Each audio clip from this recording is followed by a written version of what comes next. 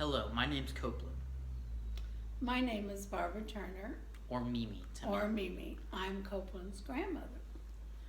and I'm going to be asking you some questions about two separate time periods. That would be lovely. Okay, so we'll start with Vietnam. Where were you when you learned that we went to war with Vietnam, and how did it make you feel? In 1962, I was graduating from Barple High School. At the time, we didn't even know where Vietnam was. Most of my friends were all going on to college, and no one that I even knew was in the Army at that point. Interesting. So, what was the reaction of people around you, just not knowing? Well, most of our news back then, we had three newspapers. We had the Indianapolis Star, the Indianapolis News. They came out in the morning, and then we had the Indianapolis Times, and that was the only news media we had. And at night, there were 4 channels that we watched, and all we saw were all the dead bodies, the head count, and then of course all the demonstrations. The demonstrations totally took over most of the news media at that time.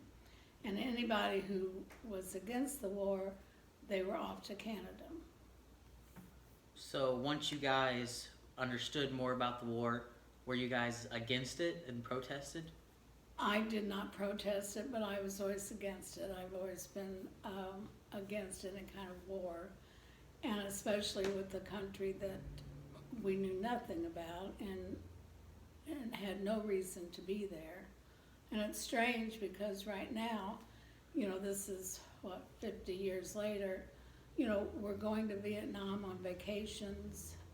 We have friends who are Vietnamese, and it all just seems so ridiculous.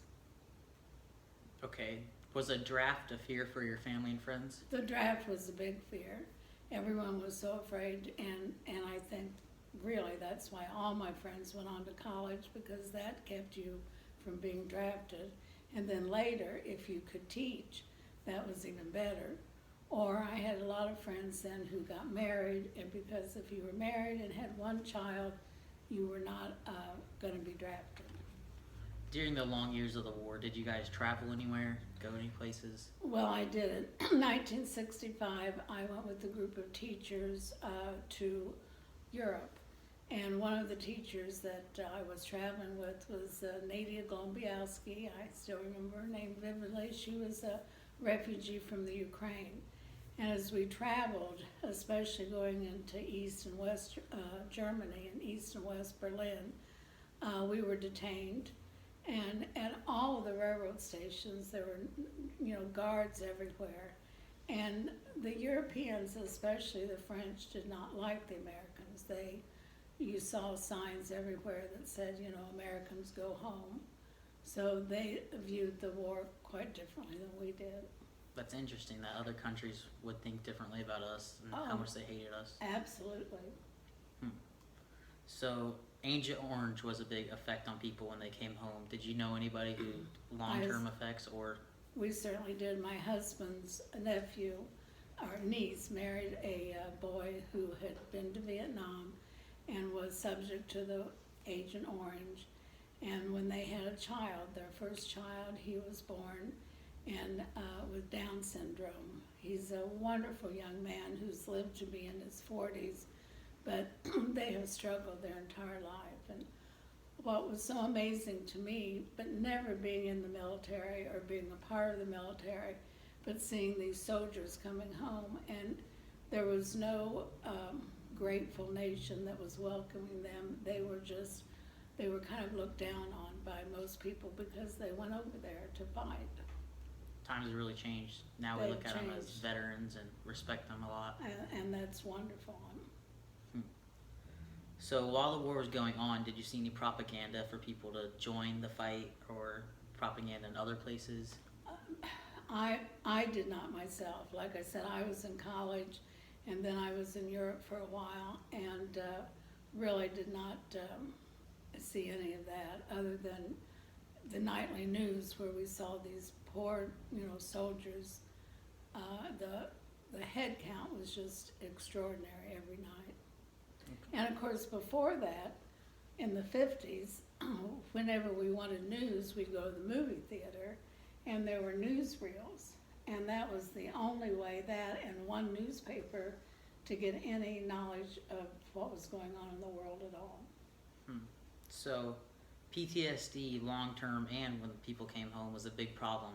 Did you know anybody who was affected, who acted differently, or anything? No, no, I really did not.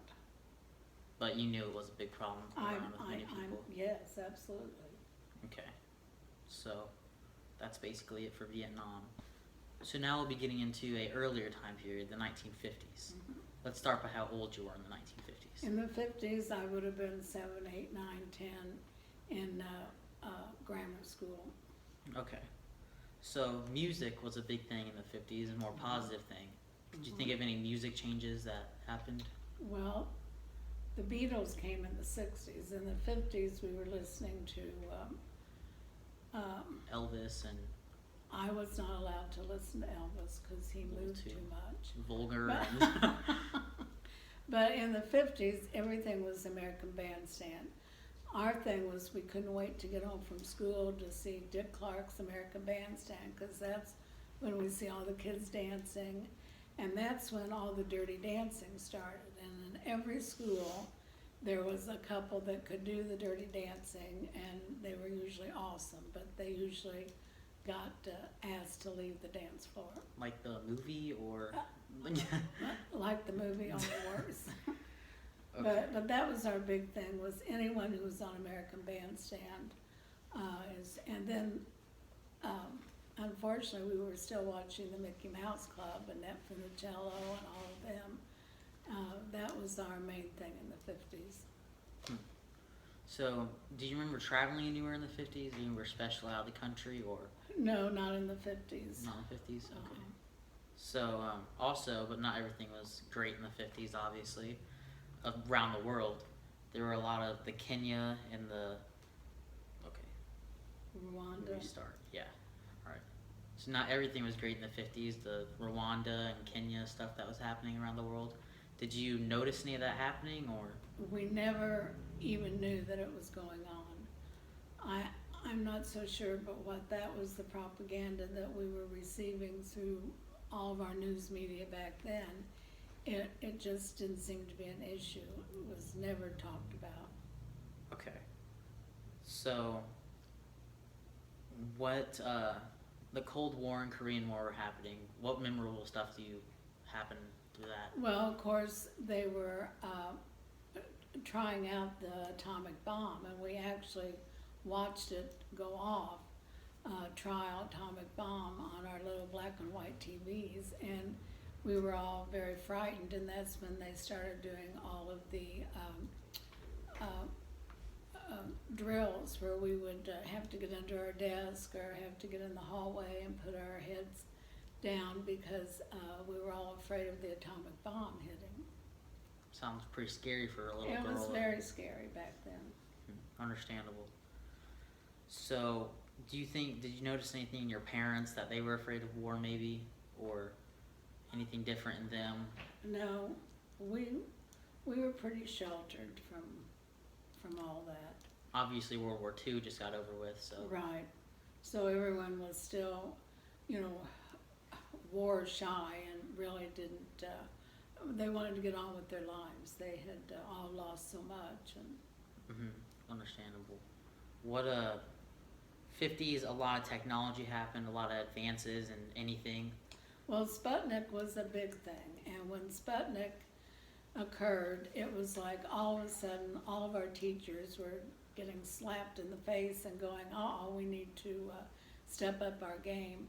So we had more studying, there was so much more expected from us after Sputnik, because we were trying to catch the Russians and do better. Yeah, no one's better than America, No. ever, in anything. So, it was quite a rude awakening when that thing went up in the sky. any other technology, like I know you mentioned black and white TVs and stuff. That was a big thing, and we were the first one in our block to get a color TV. That was pretty exciting.